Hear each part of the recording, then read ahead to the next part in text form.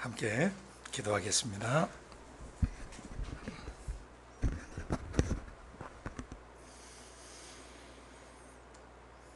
아버지, 오늘도 우리에게 아버지 앞에 나와 예배드릴 수 있게 해주셔서 감사합니다. 우주 밖과 우주 공간 안과 우리 육체와 마음 속까지 찾아오셔서 우리 속에서 우리 아버지가 되어주시고 우리의 구원자가 되어주시고 치료자가 되어주시고 위로자가 되어주시고 회복자가 되어주시고 우리를 다시 예수의 형상으로 빚어주시는 것을 감사합니다. 아버지, 오늘도 본문 말씀을 통해서 우리의 속사람이 세워지길 원합니다. 모든 성과 촌에 두루 다니시면서 성령과 말씀으로 복음을 전하시고 가르치시고 모든 병과 약한 것을 고치시는 아버지 하나님, 오늘도 그 역사가 우리에게 경험되어지길 원합니다. 목자 없는 양처럼 고생하며 유리하는 영혼들을 향해 민망히 여기시고 가슴 아파하시고, 그래서 그 사람들 도울 사람들을 추수할 일꾼들을 보내어달라고 기도하라고 가르쳐 주신 아버지 하나님, 우리의 마음도 아버지의 마음 같게 해주시고, 추수할 것은 많은데 일꾼이 적으니 추수할 주인에게 청하여 일꾼을 보내어 주소서라고 기도해야 한다고 가르쳐 주신 대로 우리도 기도합니다. 함께 마지막 대추수를 감당할 수 있는 수많은 사람들이 연합될 수 있도록 도와주시고, 우리가 맨 먼저 헌신하여 최전방에 나갈 수 있도록 기름 부어 주시옵소서. 이 나라 민족교회와 북한 땅과 아시아 대륙과 아프리카 대륙과 오세아니아 대륙과 유럽 땅과 북미와 중남미 대륙 전체에서 전 세계 교회가 마지막 대추수를 위해서 함께 일어나게 하여 주시고, 목자 없이 방황하는 뭇 영혼들을 구원하고 치료하고 회복하고 그들을 다시 예수의 형상으로 재건축할 수 있도록 준비시켜 주시고 기름 부어 주시기를 원합니다. 전 세계에 흩어져 복음을 전하시는 모든 선교사님들과 그 가정과 자녀들 동일하게 기름 부어 주시고, 현지의 형제자매들을 기름 부어 주시고, 유스트림과 유튜브를 통해서 말씀을 듣는 모든 지체들의 심령 속에 그들의 가정과 자녀와 일터와 그들의 섬기는 교회 속에 이러한 기름 부음을 주셔서 미전도 종족을 향해서 끊임없이 순회하는 역사가 일어나게 하시고, 가서 복음을 전하며 목양하며 제자화하는 역사가 일어나게 하여 주옵소서. 오늘도 이것을 우리에게 깊이 가르쳐 주시고 그런 삶을 살 수 있도록 성령으로 기름 부어 주시길 원하며 예수님의 이름으로 기도드리옵나이다. 아멘. 마태복음 9장 35절에서 38절 말씀을 같이 읽으시겠습니다. 예수께서 모든 성과 촌에 두루 다니사 저희 회당에서 가르치시며 천국 복음을 전파하시며 모든 병과 모든 약한 것을 고치시니라. 무리를 보시고 민망히 여기시니 이는 저희가 목자 없는 양같이 고생하며 유리함이라. 이에 제자들에게 이르시되 추수할 것은 많되 일꾼은 적으니 그러므로 추수하는 주인에게 청하여 추수할 일꾼들을 보내어 주소서 하라 하시니라. 아멘. 저희가 지금 읽어가고 있는 말씀이 어떤 문맥 속에서 진행되고 있는지를 항상 사역자인 여러분들은 염두에 두고 계셔야 합니다. 우리는 마태복음을 지금 통해서 예수님의 1년 차부터 3년 반차, 곧 4년 차까지 예수님이 어떻게 사람들을 하나님의 자녀 삼으시고 일꾼 삼으시고 또 지도자 삼으셔서 창세기 1장 26절부터 28절까지 아버지께서 원래 의도하셨던 그 사람, 그 교회를 회복하기 원하시는지를 친히 보여주셨습니다. 그래서 아버지께서 당신의 성령으로 당신 품속에 있는 그 말씀을 육화되게 하셔서, 육신 있게 하셔서 그 이름을 예수라 하셨습니다. 구원자란 뜻입니다. 자기 백성을 저희 죄에서 구원할 자. 그래서 예수님이 마태복음 1장부터 4장 11절까지 어떻게 자녀됨의 기초를 낳아주셨는가를 계시하셨습니다. 친히 자신이 성령에 의해서 말씀이 육화되셔가지고 하나님의 아들로서 하나님의 자녀됨이 무엇인가를 본보여 주셨습니다. 하나님의 아들, 딸은 성령과 말씀으로 거듭난 사람이어야 하나님의 아들, 딸이 될 수 있고, 그 말씀을 영접하고 그것을 믿어야 하나님의 자녀가 되는 권세를 얻으며 무릇 하나님의 영으로 인도함을 받아야 하나님의 아들 때문에, 신의 아들 때문에 권세를 사용할 수가 있습니다. 예수님은 그런 하나님의 아들이셨습니다. 곧 하나님에게서 나오신 하나님 자신이셨습니다. 그래서 마태복음 1장부터 4장 11절까지 하나님의 아들, 딸됨의 기초를 어떻게 놔야 되는지, 예수님 자신이 하나님 아들로서 어떻게 아들 되셨는지를 보여주신과 동시에 모든 사람들이 하나님의 아들 될 수 있는 길을 계시하시고, 또 사역자 된 사람들이 어떻게 사람들을 하나님의 아들, 딸 만들어줘야 되는지를 가르쳐 주신 것입니다. 그리고 나서 4장 12절부터 14장 12절까지는 약 2년차 정도 예수님이 사역하셨던 내용들인데요. 4장 12절부터 14장 12절까지 마태복음입니다. 근데 여기는 2년차 전반부에 주로 사람 낚는 어부, 추수할 일꾼들이 어떤 사람들이고 어떤 사역을 하는 것이 하나님 나라의 지상사역인가를 계시하시면서, 동시에 2년차 중후반부는 사도들을 세우시고 하나님 나라의 지도력이 무엇인지 계시를 하셨습니다. 사도적 지도력입니다. 그래서 일꾼들 중에 사역을 잘 하시는 분들에게 사도적 기름을 부으셔가지고 사도적 지도력을 발휘하게 하셨습니다. 그래서 마태복음 4장 12절부터 14장 12절까지 전체 문맥은, 전체 흐름은 일꾼된 사람, 하나님 나라의 지상 사역자, 일꾼된 사람과 그 지도자 된 사람이 어떻게 사역을 해야 하는가를 계시해 주신 것입니다. 그래서 사람의 육신을 입고 오신 예수님은 철저하게 그 속에 아버지 성령의 지시를 따라 성령과 함께 사역하는 사역자셨고, 또 성령과 함께 하나님 나라의 지도력을 발휘하는 지도자셨습니다. 그래서 지난 몇 개월 동안 계속 마태복음 4장 12절부터 쭉 다뤄오다가 오늘 읽으신 9장 35절 이하부터는 14장 12절까지가 한 단락입니다. 그러니까 지난번에 보셨던 마지막 사건이 뭐였죠? 벙어리 귀신 들린 분을 자유케 해주셨던 사건이죠. 그 사건까지가 일단 문맥의 흐름 속에서 일단락이 되는 것입니다.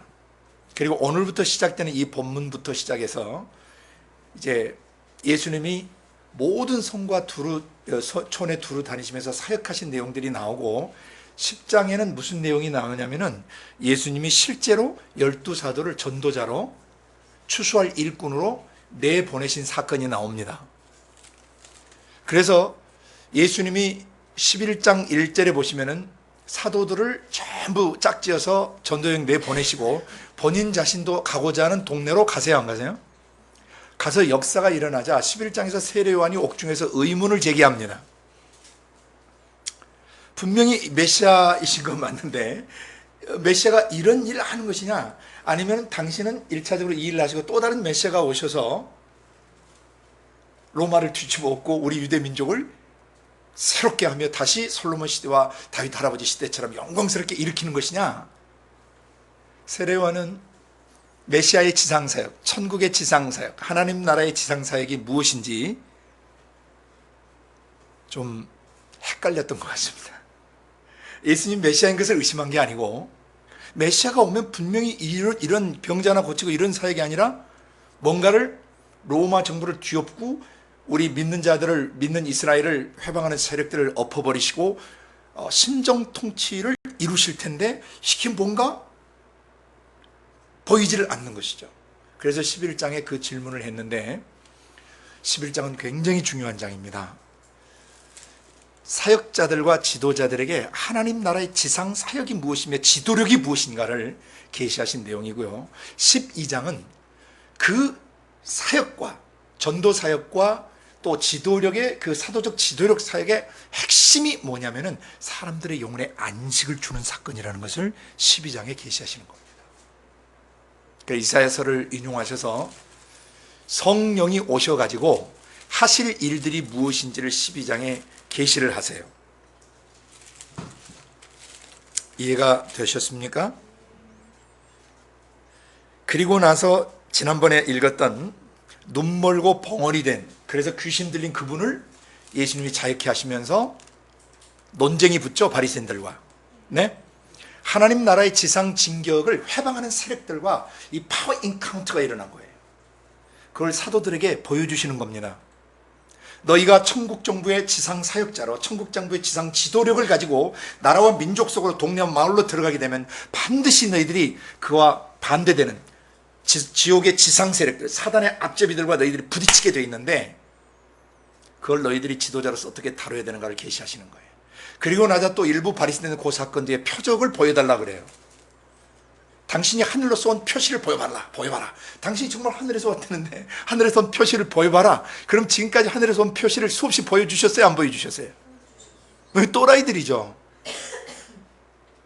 강력한 하나님의 나라가, 메시아 나라가 막 진행되고 있는데 거기다 대고 뭐라고 그래요? 하늘에서 온 표시를 한번 보여줘 봐 보시오. 또라이가 아니고는 이런 질문을 할 수가 없다는 것입니다. 그리고 나서 무슨 사건이 나오냐면요, 어머니가 동생들 데리고 예수님 찾으러 와요. 이 예수님 왜 찾으러 오시죠? 한간에 되게 그 예수가 미쳤다 그럽디다. 모든 그 신학자들과 바리새인 선생들과 이 사두개인들과 온 그 영적 지도자들이 다 그 당신 아들 신학적으로 문제 있고 교리적으로 문제 있고 이단이라 그러고 미쳐가지고 지금 이상한 짓을 하고 다닌다고 합디다. 그러니까 어머니가 동생들 데리고 집에 가자 하고 찾으러 오셨죠. 그때 예수님이 충격적인 얘기를 하시죠. 너무 사람들이 많아가지고 어머니가 들어올 수 없으니까 얘기를 하니까 제자분 중에 와서 이제 선생님, 어머니하고 동생들이 오셨는데요, 누가 내 모친이며 내 형제요 자매냐? 하늘에 계신 내 아버지의 뜻대로 하는 이 사람들이 내 형제고 자매고 내 모친이다. 진정한 가족이란 피를 나눈 가족이 진정한 가족이 아니고 하늘 계신 아버지와 한 마음 한 뜻이 된 사람들이 진짜 가족들이에요. 혈통상의 가족은 지상에 있다가 죽으면 끝나버립니다. 그러나 가슴 속에 하나님을 모시고 하나님의 뜻을 자기 일생에 이루어드리기 위해서 헌신하고 연합한 형제자매들은 진짜 하나님의 가족들이고 영원한 가족들입니다. 아멘. 아마 일부 사역자들은 그렇다는 것을 경험하신 분도 계실 거예요. 예. 그래서 하나님 나라가 지상 진격을 할 때 진정한 가족들이 무엇인가를 다시 한번 얘기하시는데, 이것은 마태복음 12장에서 예수님이 한번 얘기하셨습니다. 나와 함께 모으지 않은 자는 나를 반대하는 자고, 또 나와 함께 연합하지 않는 그 사람들은 그 해치는 자다, 흩어버리는 자들이다. 하나님 나라를 흩어버리는 자들이다. 곧 예수님과 함께 귀신을 내어쫓고 사람들을 치유하고 자유케 하는 이 사역에 연합하거나 함께 모으지 않는 자들은 반대하는 자들이고, 하나님 나라를 흩어버리는, 해치는 자들이에요. 그러고 나서 그 유명한 13장 10 뿌리는 강론을 얘기하는데, 천국이 지상에 어떻게 진격하는가를 보여주시는 거예요. 이게 천국 정부론 강이라고 그럽니다. 지도자들에게 있어서는 굉장히 중요한 장입니다. 13장이 끝나고 나서 예수님은 14장에 마무리를 하시는데요, 14장 12절은 어떻게 끝나냐면 10장의 전도 여행을 나갔던 사도분들이 전도 여행을 마치고 뭐예요? 돌아와서 보고하는 것으로 끝납니다. 이해가 되십니까?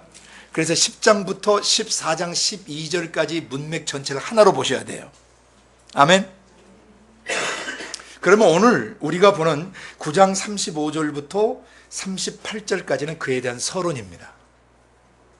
이해되십니까? 그래서 오늘 이 본문을 잘 보셔야 됩니다.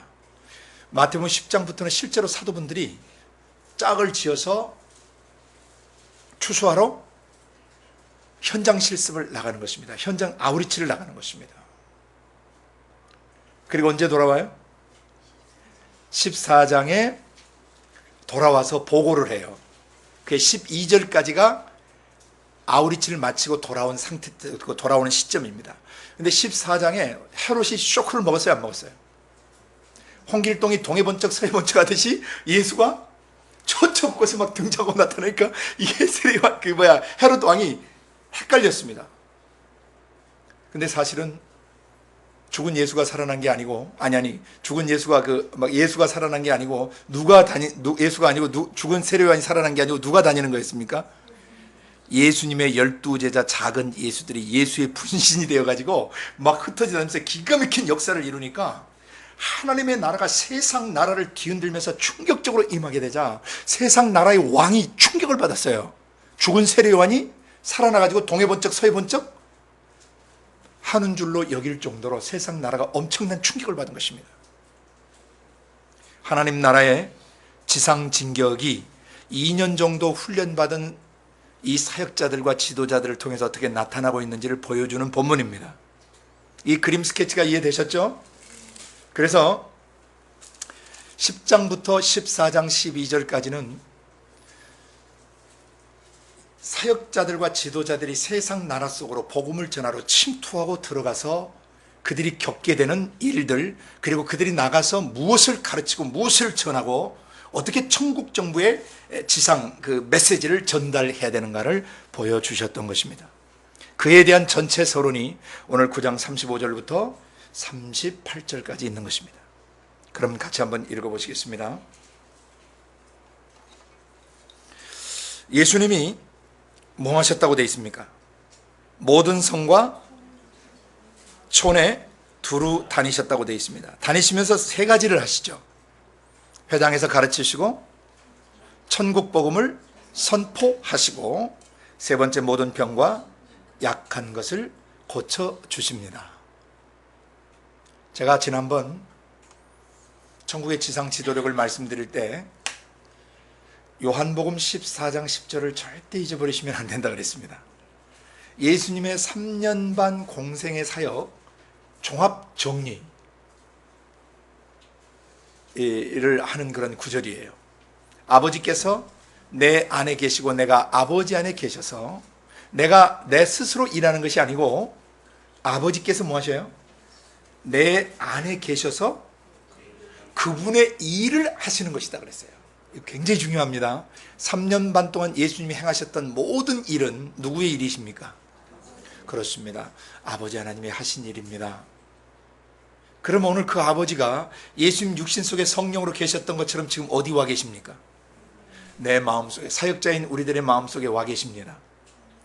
아버지께서 당신의 영을 우리 마음 가운데 보내셔가지고 우리 영혼과 육체를 붙잡으시며 예수님 육체 속에서 하셨던 똑같은 일을 지금 누구 안에서? 오늘 내 안에서 행하시는 것입니다. 그래서 오늘 이 예수님을 잘 보셔야 됩니다. 그러면 예수님이 모든 성과 촌에 두루 다니셨다. 예수님은 성령이 쓰시는 사역자이셨고 성령이 기름 부어 쓰시는 지도자셨습니다. 그럼 오늘날 성령이 우리를 그런 하나님 나라의 사역자로, 하나님 나라의 지도자로 지금 세워가시기 위해서 역사하고 계십니다. 오늘 이 본문에서 어떻게 아버지께서 성령으로 육신 입은 예수를 사역자 삼으시고 지도자 삼으셨는가를 잘 봄으로써 오늘 동일한 성령이 우리 육체와 마음속에서 우리를 뭐 하시는 거예요? 사역자 삼으시고 지도자 삼으시는 겁니다. 그러니까 여기 본 그대로 마음속에 이 생각 속에다가 이 말씀을 그대로 모시면은 성령이 그대로 역사하십니다. 자, 그러면 예수님이 모든 성과 촌에 두루 다니셨는데 첫 번째 우리가 보는 거예요. 예수님 모든 성과 촌에 두루 다니셨는데 누가 다니신 거예요? 아버지가 당신의 성령으로 그 말씀 예수를 움직이셔서 모든 성과 촌에 두루 다니시는 거죠. 그럼 아버지께서 오늘 뭐라고 우리에게 말씀하시는 걸까요?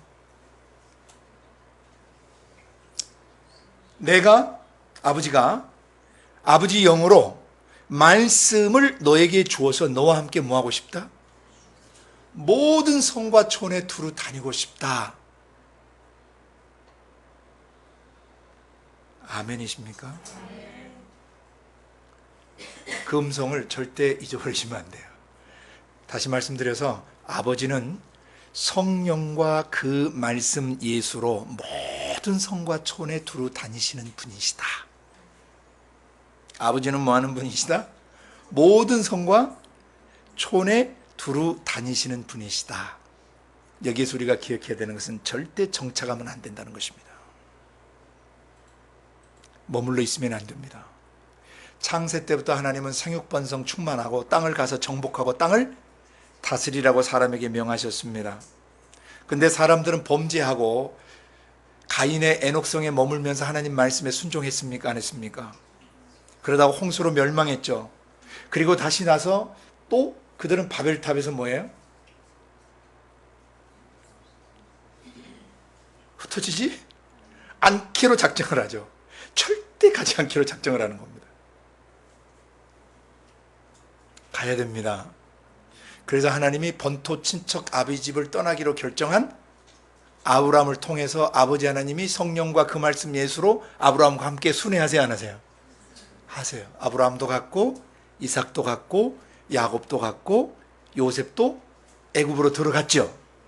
그리고 다시 430년 뒤에 그 아브라함의 자손들이 다시 출애굽을 해서 모세와 여호수아 갈렙의 영도와에 다시 광야를 헤쳐가다가 또 지도자들이 죽고 여호수아 갈렙이 또 가나안을 향해서 계속 어떻게 해요? 진격해 들어가죠.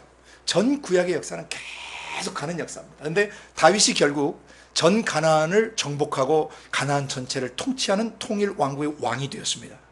그때 다윗은 섬들아 나라들아 민족들아 열방들아 하면서 하나님의 통치권이 온 세상 나라와 민족 속에 들어가야 된다는 것을 알았고, 그는 자기가 혈통상의 제사장이 아닌 영적 제사장인 멜기스덱의 반차를 주신 제사장이라는 것을 알았으며, 그는 성소와 지성소 사이에 막힌 담이 메시아를 통해서 열리고 모든 이방 민족들이 함께 하나님께로 돌아오는 그것을 그는 알았습니다.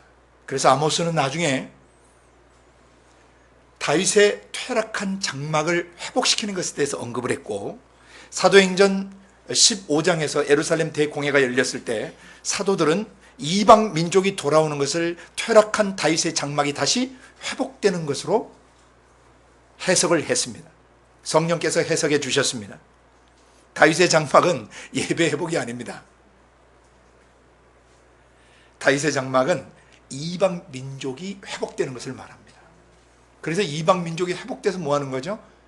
한 세 사람을 이루어서 하나님께 구원의 구속에 대한 감사와 감격과 찬양과 경배를 드리며 아버지와 인격적 사귐과 만남의 코이노니아를 갖고 예수의 형상으로 다시 빚어져서 온 세상 나라와 민족 속에 다시 복음 전하러 가야 되는 것을 보여주는 것입니다. 그게 다윗의 장막입니다. 다윗의 장막은 단순한 예배 회복이 아닙니다. 이방 민족들이 돌아오는 것을 다윗의 퇴락한 장막이 회복됐다라고 표현하는 것입니다. 그래서 전 구약시대 다윗 이후에 그들이 계속 다윗을 통해서 온전한 통치권을 이해하고 가야 되는데, 그 다음 바톤을 받은 솔로몬이 타락해야 하네요. 그래서 데이비딕 킹십, 메시아닉 킹십, 데이비딕 제너레이션이 극소수의 사람들에게만 이어져 내려가고, 결국 솔로몬도 온전한 통로자가 되지 못하고 말년에 더럽게 타락을 하죠. 그리고 그 아들 돼가서 나라가 깨져버리면서 결국 신정 통치를 모든 이방 민족 속에 이루어가야 될 사람들이 어떻게 돼버린 것입니까? 멸망해버린 것이죠. 북왕국이 먼저 멸망했습니다. 그거 다 배우셨잖아요. 열왕기 그 상하에서. 북왕국 멸망하고 마지막에 남왕국도 멸망해. 북왕국 멸망 원인은 산당 때문이라고 그랬습니다. 남왕국은 그 산당과 함께 혼합주의 때문에 멸망했습니다. 적절히 하나님 의지하고 적절히 인본주의와 뒤섞어서 인간의 이성과 지성과 감성을 의지하고 인간이 만드는 교리와 신학들과 다음에 하나님을 뒤섞어서 만든 이 혼합주의 때문에 남왕국은 멸망한 것입니다. 그래서 다시 포로로 잡혀가서 70년이라는 기나긴 주권적 그 징계를 받고 돌아와서 다시 제2성전 시대에도 또 그들은 잠깐 일어나는 듯 하더니 몇십 년 뒤에 또 다시 타락해서 그 역사 속에서 신구약 중간사라는 수백 년, 400년 이상의 암흑기를 거쳐가게 되다가 지금 예수님이 오신 거예요.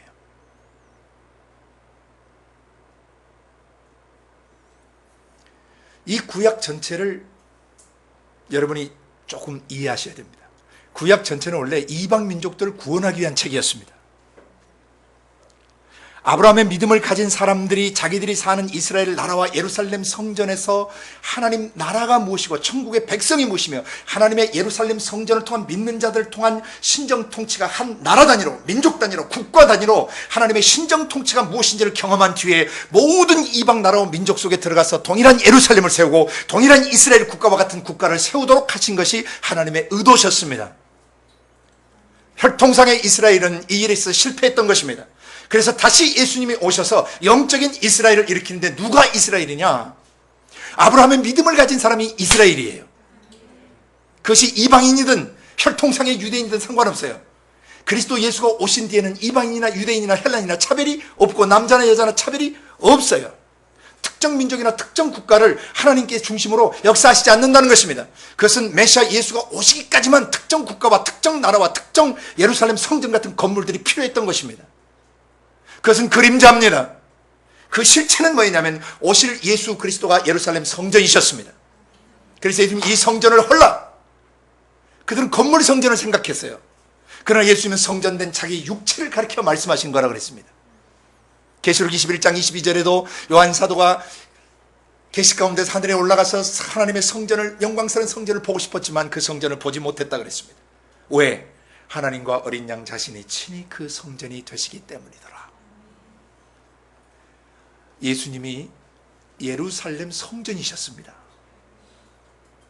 하나님 자신이 성전이셨습니다. 그러다 신약시대에 우리가 그 성전 대신 예수 그리스도를 믿는 순간 그 몸이 되어버리는 것이죠. 그분의 몸을 이루게 되는 것입니다.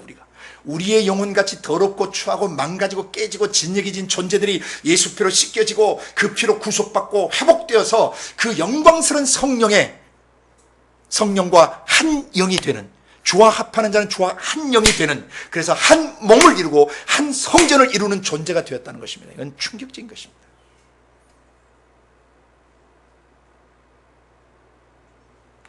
우리가 도대체 누구길래 그 거룩하신 분의 영과 한 몸을 이루고 한 디바인 바디, 신적인 몸을 이루는, 그리스도의 몸을 이루는 존재가 된단 말입니까? 지금 예수님이 오셔서 모든 성과 초원에 두루 다니시는 것은 구약시대 때 혈통상의 이스라엘이 이루지 못했던 일들을 지금 뭐 하시는 거예요? 성취하고 계시는 것입니다. 그리고 오늘 이 신약시대에 그것이 혈통상의 이스라엘이든 이방민족이든 상관없이 누구든지 아브라함의 믿음을 가진 자들은 다 이 시대의 남은 자들이에요. 아브라함의 믿음에 머무르는 자들, 남은 자들이에요. 이 남은 자들을 하나님이 택하셨다는 것입니다. 아브라함의 믿음을 가진 사람들을 택하셨어요. 이 아브라함의 복이 이방 민족에 미쳐져서 그리스도가 재림하실 때까지 아브라함의 복은 이방 민족의 가슴 속에 계속 전달될 것을 갈라디아서에서 바울은 증거하고 있는 것입니다. 아브라함의 복은 혈통상의 이스라엘에게 준 게 아닙니다.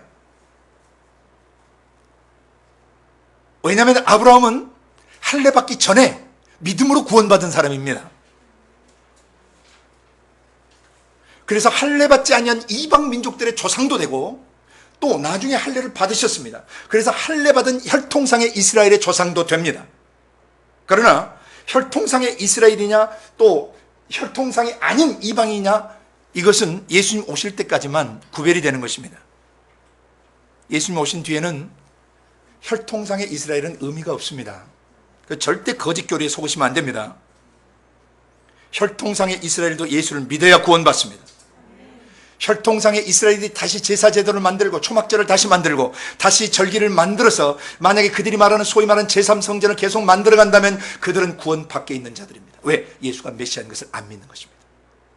예수 메시아의 완성된 구속의 사역, 치유의 사역, 회복 사역, 예수 메시아의 완성된 성화와 완성된 영화의 사역을 그들은 믿지 않는 것입니다. 경계하셔야 됩니다.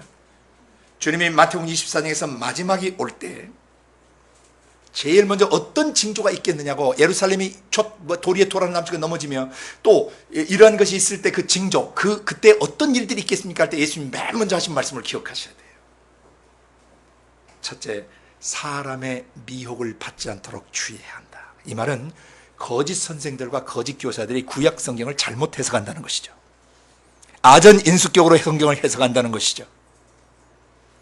사람의 미혹을 받지 않도록 주의해라 하면서 미혹받지 말아야 될 내용을 쭉 언급해 가시는 것입니다. 지금 현대 시대는 잘못된 구약 해석, 문맥을 떠나고 성경시대의 역사성을 떠난 잘못된 해석들로 말미암아 종말과 이스라엘 회복과 백투 제루살렘 운동에 상당한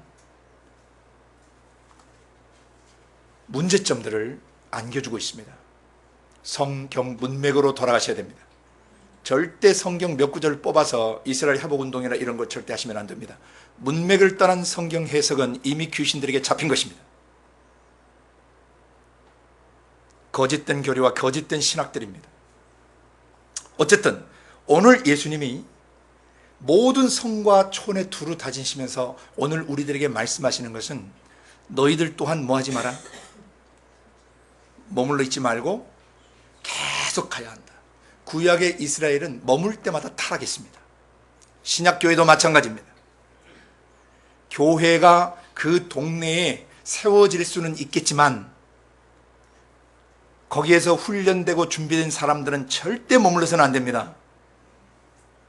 소수의 사역자들만 그 지역교회에 남고 훈련되고 준비된 사람들은 3년 지나서 5년 지나서 또는 7년 지나서 사람마다 역량이 다 다르겠지만은 준비된 사람들은 모두 아버지의 성령과 그 말씀 예수를 모시고 함께 순회 사역을 해야 됩니다.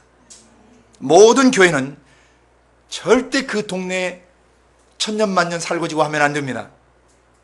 가고 또 새로운 신자들이 지역교회에 들어와서 훈련받고 또 가고 계속해서 예수 안 믿는 동네와 마을로 계속 가야 되는데 수많은 교역자들과 수많은 사역자들이 거기다 예배당 때려짓고 노후 대책까지 다 마련하고 주저앉아 있다가 교회들이 상당수 변질되고 타락된다는 것입니다.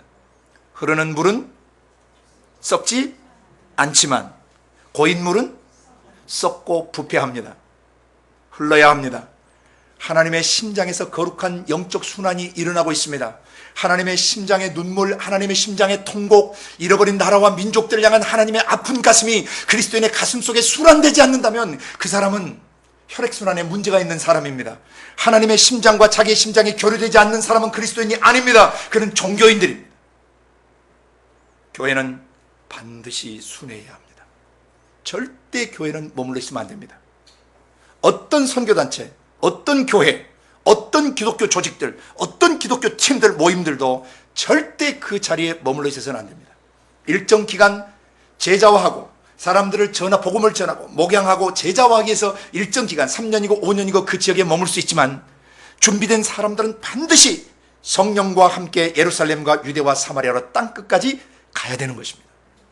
오늘 예수님이 여기서 이 순회 사역의 본을 보여주고 계시고 아버지 하나님께서 모든 성과 촌에 내가 나의 성령과 말씀은 모든 성과 촌에 들어간다. 너 어떻게 할래라고 물으시는 거예요.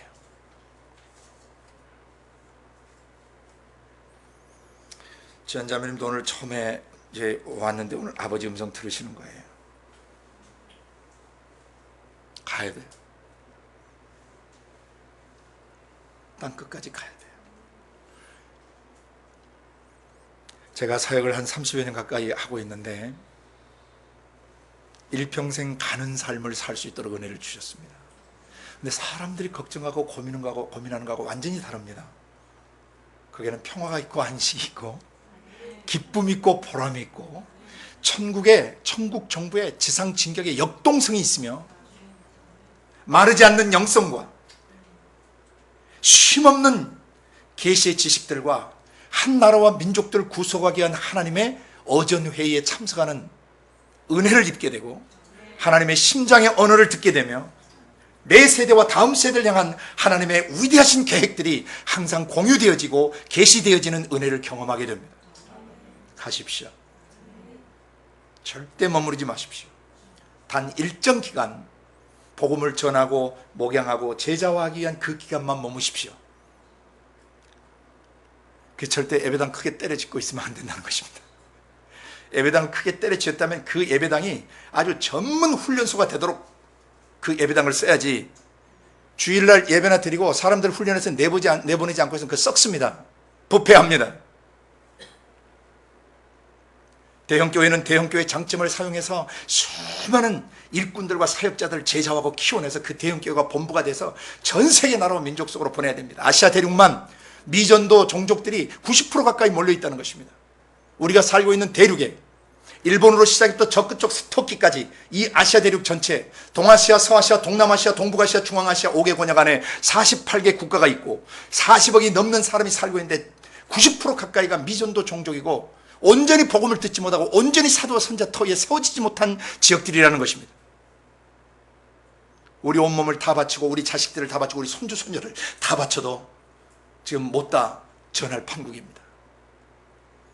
한국 기독교인이 지금 1000만 정도 된다는데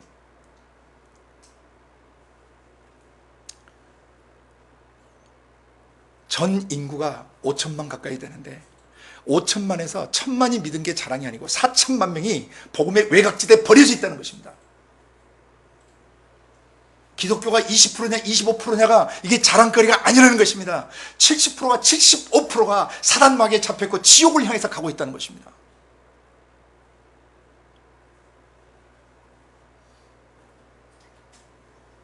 그래서 국내에서도 성령 안에 잠긴 사람들이 마가복음의 마지막 명령대로 온천에 다니며 만민의 복음을 전하라신 대로 우리나라 처처 곳에 전도자들이 계속 들어가야 되고, 그 다음에 전에서 영접하면 요한복음 마지막에 내 양을 먹이고 쳐달라고 하신 대로 목양을 해야 되며, 목양을 할 때는 마태복음 마지막 명령대로 그 사람을 체계적으로 제자화할 수 있는, 모든 민족 전체를 제자화할 수 있는 그러한 준비가 되어 있어야 되는 것입니다. 오늘 예수님은 그 준비가 되셨습니다. 그리고 우리에게 그 준비를 지금 시켜주고 계시는 것입니다.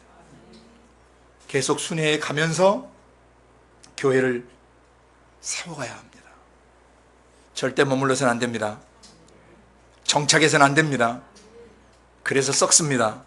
그래서 부패해져 갑니다. 성령의 은혜로 엄청난 부흥을 경험한 교회가 초창기에는 강력하게 일어서다가 30년, 40년, 50년을 넘기지 못하고 이빨 빠진 노인처럼, 허리 구부러진 노인처럼 힘을 잃어버리고 영향력을 행사하지 못하는 이유는 성령과 함께, 아버지의 성령과 함께 순회하지 않기 때문입니다. 복음을 전하러 가지 않는 교회는 죽습니다. 부패합니다. 타락합니다. 개인도 마찬가지입니다. 맨날 자기 문제만 가지고 싸우는 사람들은 거기에 자체 안에서 부패해서 죽어요. 자기 안에 있는 작은 생명을 전할수록 하나님의 심장에서 생명의 피가 흐르시고 생명의 능력이 흐르시고 생명의 계시가 흘러서 나를 통해서 계속 수많은 사람들이 살아나게 되는 것입니다. 주저앉아 있으면 안 됩니다. 그런데 왜 이 순회 선교를 하면서, 아니 우리가 왜 순회 선교를 해야 되는가? 왜 모든 성과촌을 두루 다녀야 되는가? 그럼 어떻게 순회 선교를 해야 되는가를 그 다음 절에 계속 계시하고 있는 것입니다. 왜 순회 선교를 해야 되는가? 왜냐하면 수많은 영혼들이 어떻게 돼 있어요? 목자 없는 양같이 고생하며 유리하고 있기 때문에 빨리 순회하러 찾아가야 되는, 아버지께서는 이 사람들을 놔두고 있을 수가 없으신 거예요. 그 아버지께서 자신의 성령과 말씀으로 사람들을 내보내시고 순회케 하시는 이유가 뭐예요? 목자 없는 양처럼 수많은 영혼들이 고생하며 유리하고 있기 때문에 아버지 가슴이 찢어지시는 거예요. 영광스러운 하나님의 형상과 모양으로 만들어졌던 사람이 개차반이 되어 있고 마귀적 성격과 인격으로 변질되어 있으며 매일매일 마귀에게 좁혀지고 머리끄댕이 잡혀 질질 끌려다니며 그의 사고방식과 감성체계가 완전히 난도질을 당하고 린치를 당하고 테러를 당하는 이것을 하늘아버지는 보고 계실 수가 없다는 것입니다. 그 사람들 때문에 빨리 가야 됩니다. 가는데 가서 뭐 할 거냐? 어떻게 할 거냐? 세 가지 것을 할 줄 알아야 된다고 되어 있습니다. 그게 뭡니까? 가르칠 줄 알아야 되고, 천국의 복음을 선포할 줄 알아야 되고, 그래서 올바로 가르쳐지고 올바로 복음이 선포되면 사람이 어떻게 돼야 돼요? 모든 병과 약한 것들이 치유되어야 그게 올바른 순회 사역이에요. 뭐 할 줄 알아야 돼요? 가르칠 줄 알아야 돼요. 무엇을 가르칠 것이며 어떻게 가르칠 것이며 무엇을 선포할 것이며, 그래서 가르치고 선포했는데 그 결과 거기 있는 사람들이 영혼이 뭐 돼야 돼요? 그의 모든 병과 약한 것들이, 상한 것들이 치유돼야 된단 말입니다. 그것이 안 되면 그 중염불에 오는 거예요.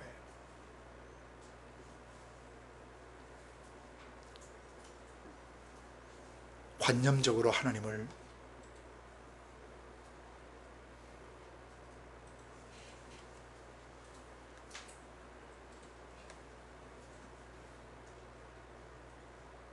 믿고 있는 것이죠. 관념적으로.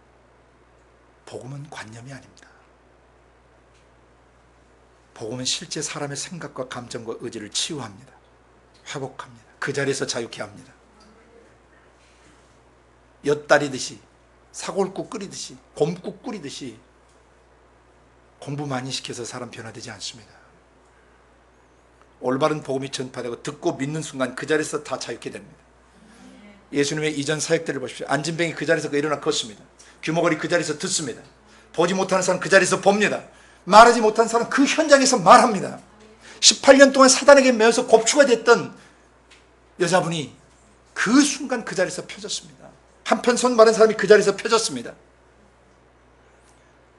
오늘 교회 안에 대부분의 사람들은 그런 중풍병이나 그런 소경이나 귀머거리나 벙어리나 그런 또 등이 굽은 이런 척추가 굽은 이런 병을 앓고 있지 않는 사람들입니다. 그런데 예수님 왜 극적인 사건들을 복음서에 기록해 주셨을까요? 이 육적인 현상들은 우리 속사람 영혼을 보게 하는 학습 도감들이에요. 육신의 눈은 번이 뜨고 있지만 영의 세계가 안 보이면 소경이라고 그랬어요. 육신의 귀는 열렸지만 하나님의 심장의 언어가 안 들리면 귀머거리예요. 육신의 입은 열려있지만 하나님의 가슴의 언어를 말하고 창조의 언어, 생명의 언어, 귀신을 내어쫓는 그런 능력의 언어를 쓸 수 없다는 건 벙어리 상태란 말입니다. 손은 있고 발은 있어요. 그런데 이 손을 얹었는데 아무 역사가 안 일어나요. 이 손을 가지고 있는데 다른 사람의 영혼을 이렇게 세워주질 못해요. 이 발이 있어요. 근데 복음을 전하러 가지 않아요. 문제 있는 사람을 도와주러 갈 수가 없어요. 그 절름발이들이고 그 한편 손 마른 사람들이에요.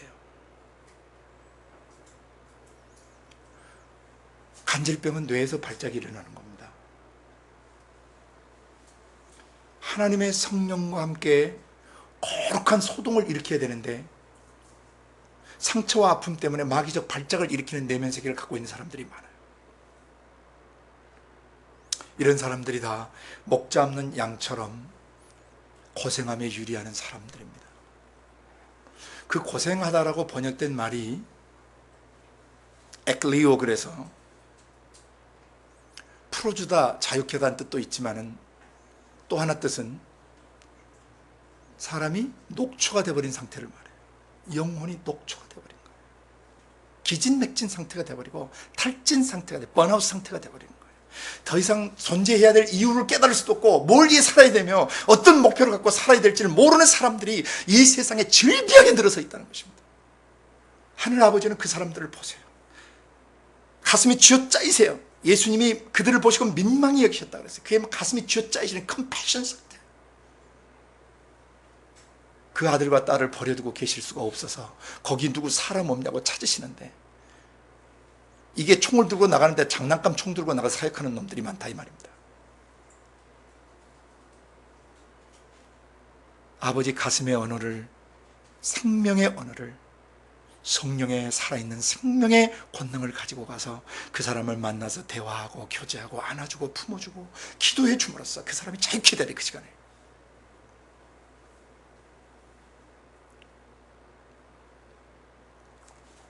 지난 시간에 또다시 고생하며 유리하다는 그 단어를 뭐라고 제가 일러드리냐면 크립토라고 그랬어요. 크립토. 그것은 내 던져지다, 내 팽개쳐지다, 떨고지다, 마치 따라진 인생처럼, 버려진 인생처럼 아무도 신경 쓰지 않고 아무도 돌보지 않는 그 상태가 바로 성경의 유리라고 번역이 된 거예요. 우리말에. 그 아들과 딸을 아버지는 버려둘 수가 없어서 모든 성과 촌에 오늘도 두루 다니고 계십니다. 아버지의 성령과 그 말씀은 오늘도 모든 성과 촌에 두루 다니십니다. 근데 우리가 우리의 몸과 마음을 나귀로 내어드리고 영광의 왕이 타고 가실 수 있는 나귀로 때로는 준마로 백마로 우리를 내어드려야지 않으면 이 복음 전파는 이루어지지 않는 것입니다. 육신을 입은 사람이 예수님처럼 순종해야 합니다. 그래서 가르칠 때 이 가르침이 현존하는 이 지상교회 시대에 이 가르침은 항상 두 개의 가르침이 와요. 하나는 인본주의적인 가르침이 있고 하나는 성령으로부터 오는 가르침이 있어요. 예수님은 사람의 육신을 입고 계셨지만은 절대 육신의 생각이나 육신의 감정, 육신의 눈으로 보고 귀로 듣는 이 세상 것들을 근간으로 해서 복음을 전하시거나 설교하시지 않으셨습니다. 예수님 철저하게 요한복음 8장 26절, 28절, 38절에 증거하셨습니다. 나는 내 아버지께서 보여주신 것만을 말하고 들려주신 대로 말하고 아버지께서 가르쳐주신 그대로 세상에 말한다 하시고, 다시 요한복음 12장 49절 50절 이하에 나를 보내신 아버지께서 나의 말할 것과 이룰 것을 친히 명령하여 주셨다라고 증언하십니다. 내가 내 자의로 말하는 것이 아니다. 내가 설교 준비해서 말하지 않는다. 남의 것 보고 베끼고 말하지 않는다. 남의 책 참고하고 남의 신학, 남의 교리 참고해서 설교하고 있지 않다. 나를 보내신 아버지께서 나의 말할 것과 이룰 것을 친히 명령하여 주셨으니 나는 그의 명령이 영원한 생명을 주는 줄 안다. 그러므로 나의 이루는 말은 내 말이 아니고 나의 아버지께서 이루신 그대로 이루는 것이다. 이게 순회사역자예요. 예수님의 가르침은 유대 랍비들의 가르침이나 바리새인들의 가르침이나 전통 가르침을 좇지 않았습니다. 사람의 몸을 입고 계시지만 철저하게 아버지 영에서 나오는 그것을 그대로 듣고 대언하는 그런 메시지셨고 대언하는 사역이셨습니다. 그래서 오늘날 모든 설교는 must be prophetic, 반드시 대언적이어야 합니다. 인간의 머리 굴려서 설교를 편집하면 안 된다는 것입니다. 가르치는데 엄청나게 성경 공부를 가르쳤는데, 엄청난 신학을 가르쳤는데, 엄청난 교리를 가르쳤는데, 지금 당장 속에서는 음란 문제 하나, 분노 문제 하나, 상처 문제 하나, 억압, 방황, 고통, 번민, 이거 하나 해결해 줄 수 없는 그런 가르침이라면 그것은 죽은 가르침인 것입니다. 거짓된 가르침인 것입니다. 그건 성령으로부터 온 것이 아니기 때문입니다. 성령으로부터 오는 가르침은 우리에게 새 옷을 입혀줍니다. 성령으로부터 오는 가르침은 우리에게 새 술을 마시게 합니다. 성령으로부터는 가르침은 그 새 술을 모시는 새 부대가 되게 만들어주는 것입니다. 그러나 마귀의 영으로부터 온 가르침은 사람에게 낡은 옷을 뒤집어 입히고 낡은 사고구조, 마귀적 지정의와 야합된 인본주의적이며 마귀적이며 정욕적이며 자기중심적인 사고구조와 감성체계를 갖게 만들어줍니다. 그 사람들은 지옥 갑니다. 그래서 우리가 순회사역할 때 가장 중요한 세 가지, 가르침과 선포하고 힐링하는 Teaching and Proclaiming and Healing Ministries, 이것은 어떻게 되면 반드시 성령으로부터 오는 것을 우리의 마음에 받되, 우리에게 그 written word, 기록된 말씀이 living word, 살아 움직이는 말씀으로 오셔서 오늘 기록된 이 written word의 말씀이 오늘날 성령에 의해서 우리 안에 living word로 역사하시는 거예요. 나의 입술과 나의 눈빛과 나의 얼굴 표정과 내 손발의 동작과 섬김을 통해서 이 말씀이 살아 움직이시며 만나는 사람의 가슴 속에 하나님을 가슴으로 만나게 하고 가슴으로 만난 그 순간 그는 자유케 되는 것이에요. 이게 가르침이에요. 이게 성령으로부터는 가르침입니다. 요한복음 고린도전서 2장 13절에 바울도 증거했습니다. 우리는 사람의 지혜의 권하는 말로 가르치지 않습니다. 우리는 오직 성령이 가르치신 것으로 말합니다라고 얘기합니다. 이것이 바로 사도들의 사역이었습니다. 예수님 자신이 성령에 의해서 그 말씀이 육화되신 분이고 성령이 들려주신 것만을 말하는 사역이셨던 것처럼 사도들도 철저하게 자기 속에 계신 성령이 말씀해 주신 대로 움직였고 사역했습니다. 여러분이 사도행전을 보시면 베드로도 그렇고 빌립 집사도 그렇고 성령이 전부 움직이십니다. 바울 사도 역시 성령이 아시아에서 더 이상 복음을 전하지 못하게 예수의 영이 허락지 아니하심으로 그가 그 밤에 마게도냐 환상을 받으면서 마게도냐로 옮겨가는 것입니다. 유럽으로 옮겨가는 것입니다. 아시아 중심의 이 하나님의 나라의 천국의 지상 사역이 이제 유럽 대륙으로 넘어가게 되는 것입니다. 그것도 성령이 인도하신 것입니다. 사도행전 시대의 모든 사람들은 인본주의적으로 가르침받지 않았습니다.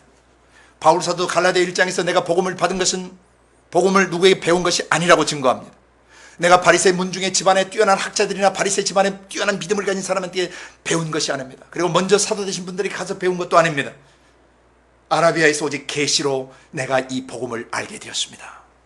그 가르치는 내용이 뭐냐면 천국 복음이에요. 천국 복음이 뭡니까? 천국에서 오는 복음이에요. 기쁜 소식이에요. 그럼 무엇이 기쁜 소식입니까? 죽었다가 살아나는 것입니다. 저주에서 축복으로 변하는 것입니다. 상처가 치유되는 것입니다. 억압에서 풀려나는 것입니다. 슬픔에서 벗어나는 것입니다. 마귀적 지정의에서 오염됐던 인격이 십자가에 못 박혔다는 걸 믿는 순간 자유케 되는 이것이 복음입니다. 복음은 관념이 아닙니다. 십자가의 복음은 우리 안에 매 순간 경험되는 것입니다. 거듭났지만 육체를 입고 있는 날 동안에 죄가 육체의 기회를 타서 끊임없이 우리 속에 들어옵니다. 죄가 들어올 때마다, 문제가 들어올 때마다 그것은 사람의 영이나 하나님의 영, 천사들의 영에서 나온 것이 아니라는 것을 배우셨습니다. 사람은 원래 하나님의 형상과 모양이기 때문에 사람에게서는 그런 게 안 나옵니다. 언제 그게 나왔습니까? 두 번째, 사람이 마귀의 지정이, 마귀 생각, 감정을 받아들일 때 사람이 타락했고 변질되면서 인류 전체가 변질되고 타락된 것입니다. 요지경이 된 것입니다. 고통과 번민과 슬픔과 파괴의 세상이 된 것입니다. 그곳에 하나님이 오셨습니다. 그분의 이름이 예수셨습니다. 아버지께서 당신 가슴 속에서 그 말씀을 육신 입혀서 내보내시고 그 말씀이 육신 되실 때 그 육신의 죄를 정하시고 저주를 받으시고 우리 대신 우리의 저주와 죄를 지고 십자가에 죽으셨습니다. 누군지를 믿을 때 그 사람이 자유케 되게 하신 것입니다. 그러므로 모든 사람은 예수를 믿는 순간 자유케 된 것입니다. 그것이 복음입니다. 십자가의 그리스도께서, 예수께서 내 죄와 내 질병, 내 저주, 죄를 근간으로 형성된 나의 인격, 성향, 성벽, 기질까지 십자가에 처리하시고 죽여버렸다는 사실을, 그래서 내가 그것을 믿는 순간 내 영혼과 육체가 모든 태어나서부터 현재까지 저주와 상처와 아픔으로부터 자유케 됐다는 사실, 이게 복음이에요. 이 천국 복음이 전파되면 그 시간에 모든 병과 약한 것이 치유됩니다. 내적 치유 따로 하는 게 아닙니다. 기독 상담학적 접근으로 내적 치유하는 거 아닙니다. 성령이 하십니다. Real inner healing, 그것은 성령님이 하시는 거예요. 아버지의 성령만이 인간의 영에 있는 모든 상처를 치유할 수 있습니다. 내적 치유적 접근은 위로하고 격려하고 가지치기식 그것을 잘라주고 일단 고통 속에서 사람을 위로하고 일단 품어줄 수 있는 장점은 있어요. 그러나 절대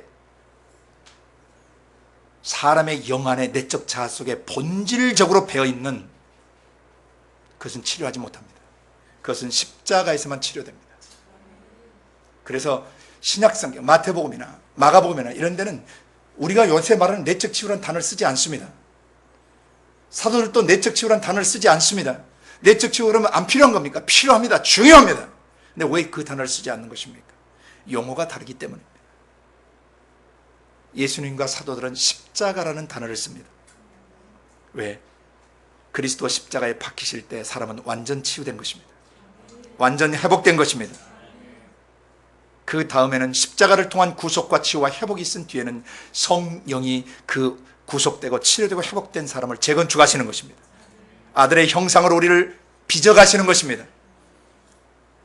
에베소 2장 마지막 절 21절 22절에 보면 너희가 주 안에서 너희도 함께 연합하여 성전이 되어가고, 에베소 지역에 있는 여러분들도 성령 안에서 하나님이 거하실 처소가 되기 위하여 예수 그 말씀 안에서 함께 지어져 가고 있는 것입니다 라고 증언했습니다. 교회는 십자가에서 완전 구속됐습니다. 99% 구속이 아닙니다. 그 피는 100% 우리를 구속하신 것입니다. 100% 의롭게 하신 것입니다. 100% 거룩하게 성화시켜 주신 것입니다. 100% 영광스러운 존재로 영화롭게 하신 것입니다. 그것을 믿음으로 유지하셔야 됩니다. 나의 주님이 십자가에 죽으심으로 나의 속사람, 나의 지정의, 나의 인격을 하나님의 인격으로 회복시켜 놓으셨다. 더 이상 어린 시절 때 들었던 거짓 메시지들, 사람들이 말하는 거짓 메시지, 여러분 스스로 여러분이 느끼는 거짓 메시지에 속아서는 안 됩니다. 여러분은 그리스도 안에서 의롭습니다. 거룩해져 있습니다. 영광스러운 존재가 되어 계십니다. 여러분은 하나님의 아들, 딸이십니다. 여러분은 더 이상 추하지 않습니다. 여러분은 더 이상 꼬질꼬질하지 않습니다. 여러분은 더 이상 더럽지 않습니다. 이렇게 열심히 천국 복음을 가르쳐 놓으면 마지막에 꼭 짱구들이 나옵니다. 근데요, 제가요 의지가 약하거든요. 그 제가 의지가 약하다는 말이 맞아요, 틀려요? 예수 안 믿을 때는 약했어요. 그러나 예수를 믿고 나면 그 영혼이 어떻게 됐어요?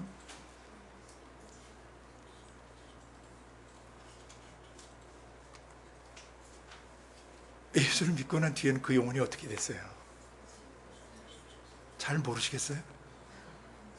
어마어마하게 강해져 계세요. 여러분의 지성미는 신적 지성미를 갖고 있고요. 여러분의 감성미는요, 신적 감성을 갖고 계시고요. 여러분 의지력은요, 이 divine will, 신적 의지력을 갖고 계세요. 그게 거듭난 사람의 현 주소입니다. 예수 믿는 순간 회복된 축복입니다. 이것이 환희의 소식이고 기쁨의 소식이고 복음인 것입니다. 이 천국 복음이 전파되면 그 자리에서 치유됩니다.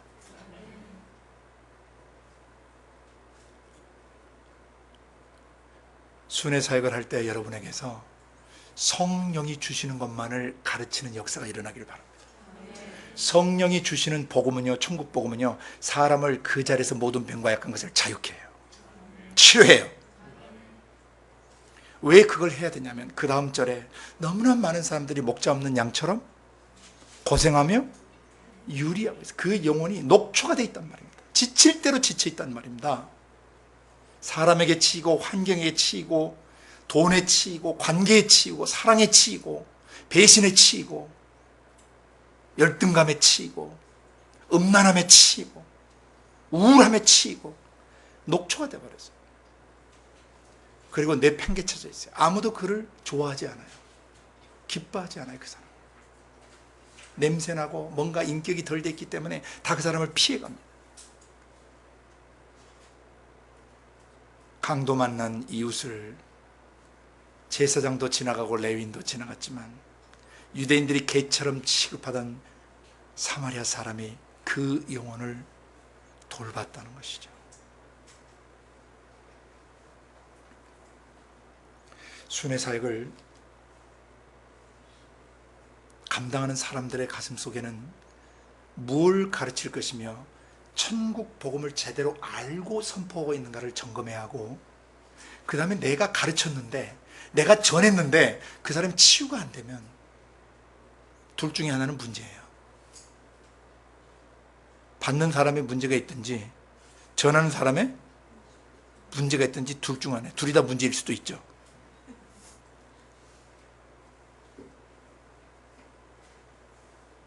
그래서 첫 번째는 반드시는 순회를 해야 한다. 머물러서는 안 된다.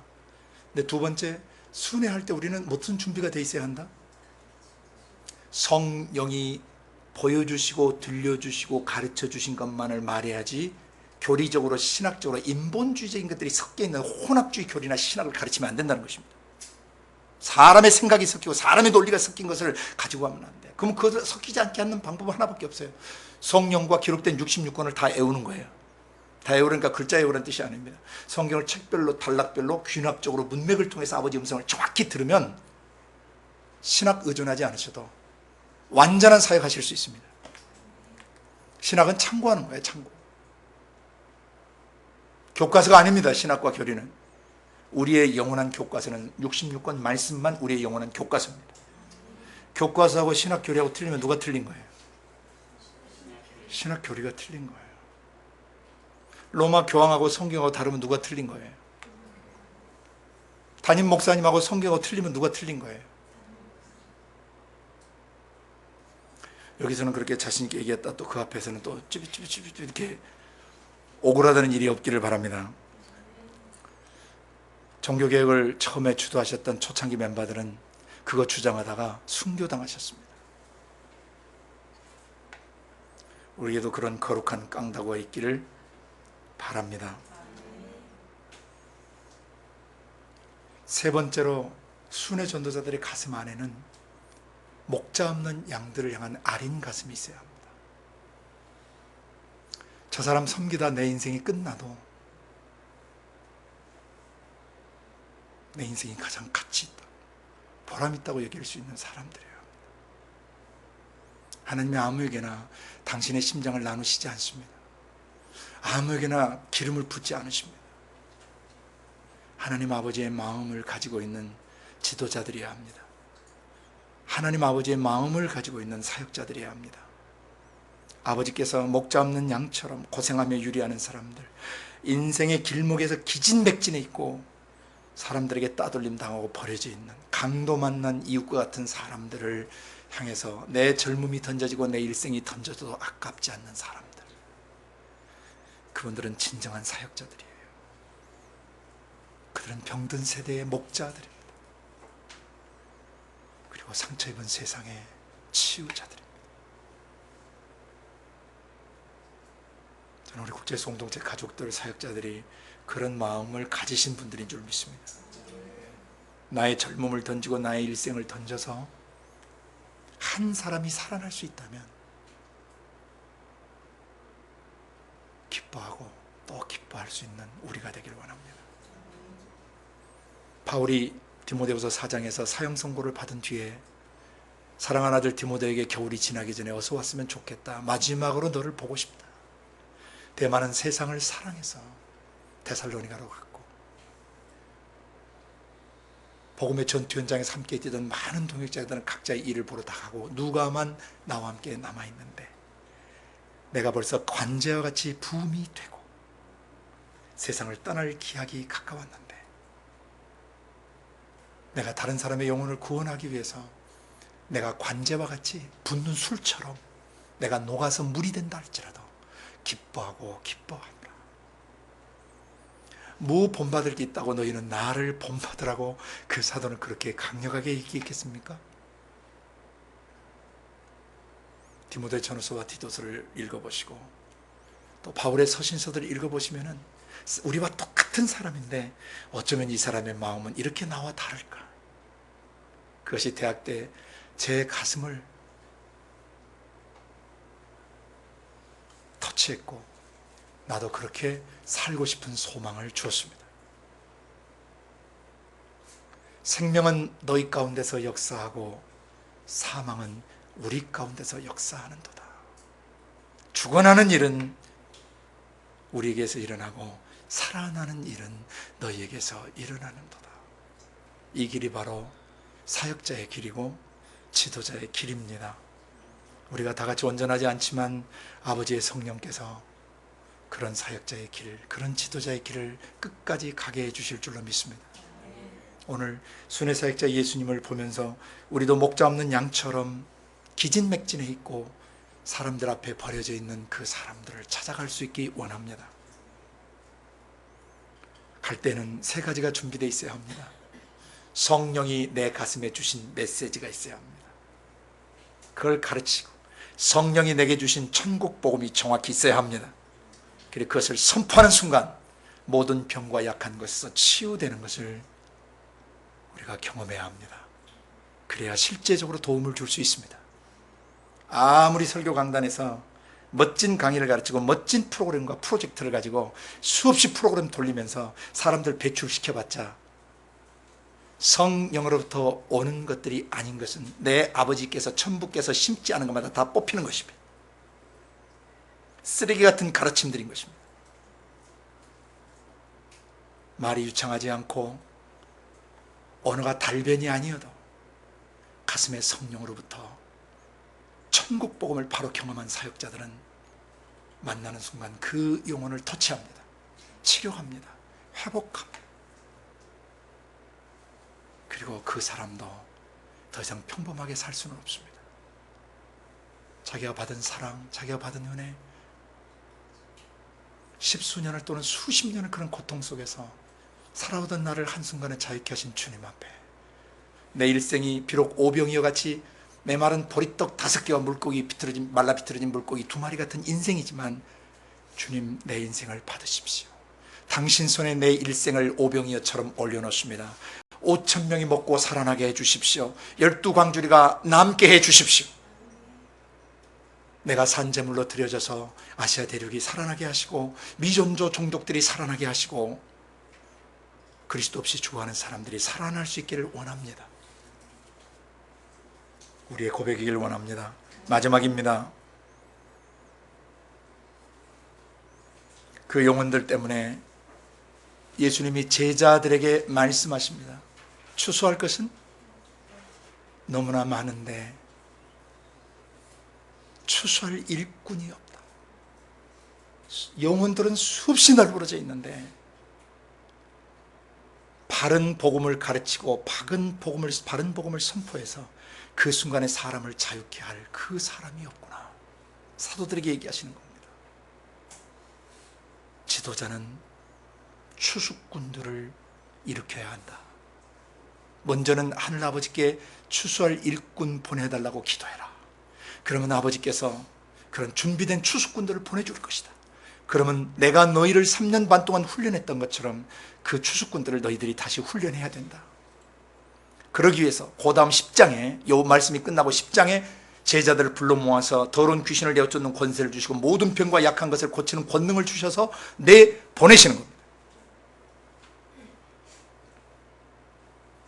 지도자는 추수할 군대를 동원할 줄 알아야 됩니다.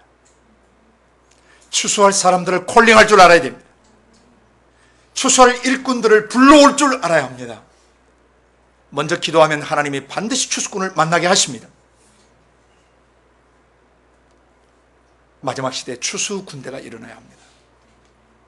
그래서 이 미전도 종족에 구름대처럼 벌떼처럼 들어가서 실신 상태에 있는 영혼들, 절망과 좌절의 늪에 빠져있는 사람들, 상처와 아픔으로 영혼의 늪지대에서 허우적거리는 사람들 뛰어들어서 그 사람 건져내고 우리 죽더라도 살려내야 합니다.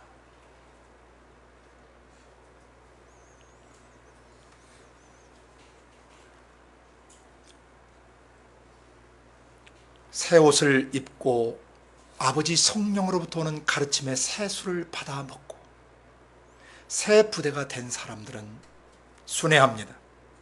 정착하지 않습니다. 낡은 가죽 부대와 낡은 옷을 뒤집어 쓰고 있고 인본주의와 혼합주의 옷을 뒤집어 쓰고 있는 사람들은 순회하지 못합니다.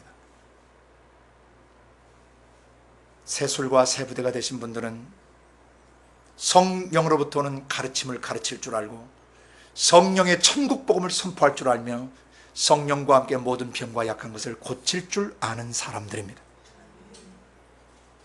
새 술과 새 부대가 된 사람들은 목자 없는 양들을 보면 가슴이 아리고 먹먹해지는 사람들이고 눈물이 핑 도는 사람들이고 나를 던져서 저 사람이 살 수 있다면 나를 던지고 저 사람이 살게 해야 되겠다.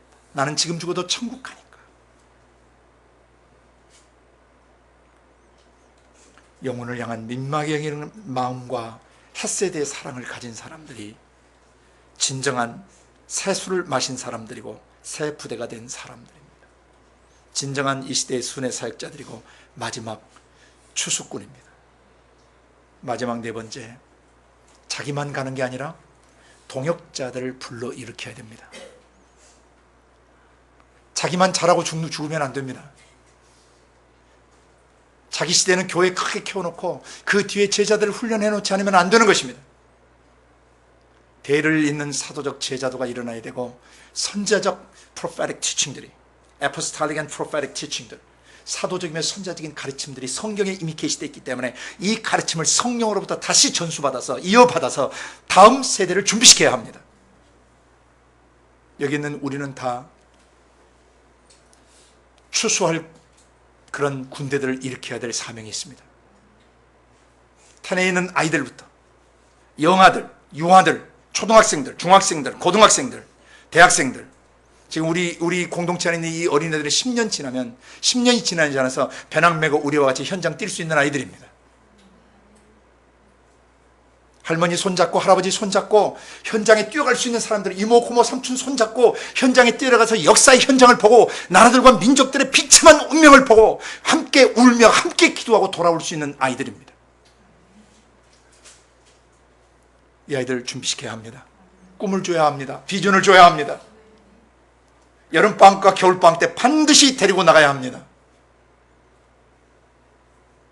그래서 그 아이들이 자기 친구들에게 도전하고 다니엘과 새 친구들이 일어나고 예레미야가 일어나고 8살의 요시온 같은 사람들이 일어나고 21살의 민족을 개혁했던 민족개혁의 꿈을 가진 위대한 지도자들이 다시 일어나야 합니다.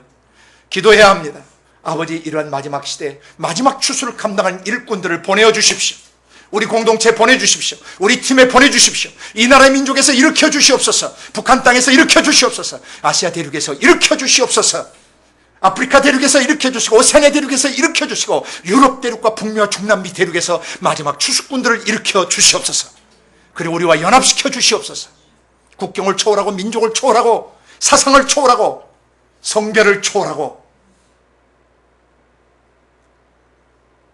인종을 초월해서 연합하기 원합니다. 추수의 주인 되신 아버지 하나님, 우리를 일으켜 주시옵소서. 여러분 한 분이 1000만, 10만, 100만 명을 끌고 나갔으면 좋겠습니다. 지금은 여기에서 작은 씨앗으로 우리가 출발하고 있지만 작은 날의 일이라고 멸시하는 자가 누구냐? 큰 산아, 네가 수룹바벨 앞에서 평지가 될지어다. 민족들과 나라들과 이슬람권과 불교권과 힌두권과 공산권과 그리고 독재 정치화로 인권을 유린하는 그 지역과 무속신앙으로 변질되고 타락되고 샤머니즘화된 모든 나라와 민족들아, 너희는 평지가 될지어다. 수룹바벨 앞에서 평지가 되었던 것처럼 국제수 공동체와 마지막 추수군대 앞에서 평지가 될지어다. 그리고 다음 시간에는 이제 마태복음 10장부터 아주 역동적이고 드라마틱한 그런 천국 정부의 지상 진격을 여러분은 보시게 될 것입니다. 이 역사가 우리의 삶에 그대로 일어나게 해주시려고 보여주셨습니다. 같이 기도하겠습니다. 거룩하신 아버지 하나님, 오늘 그 말씀 예수께서 모든 성과 촌에 두루 다니시는 것을 보여주셨습니다. 아버지께서 당신의 성령과 그 말씀 예수로 모든 성과 촌에 두루 다니시는 것을 보여주셨으므로 아버지, 오늘 우리의 영혼과 육체를 내어드립니다. 성령과 말씀으로 우리를 주관해서 모든 나라와 민족 속에 다니게 하여 주시옵소서. 그리고 다닐 때 아버지, 성령이 주시는 것만을 가르치고 성령이 주시는 천국 복음만 선포하게 하시고 성령과 함께 모든 병과 약한 것을 고치는 통로자들이 되게 하여 주옵소서. 그리고 목자 없는 양처럼 버려지고 망가진 영혼들을 민망히 여길 수 있는 긍휼의 마음, 아비의 마음과 어미의 마음을 순회 사역자인 우리들에게 부어 주시옵소서. 그리고 이 일을 함께 감당할 수 있는 추수할 일꾼들을 일으켜 주시고 보내어 주시옵소서. 연합시켜 주시옵소서.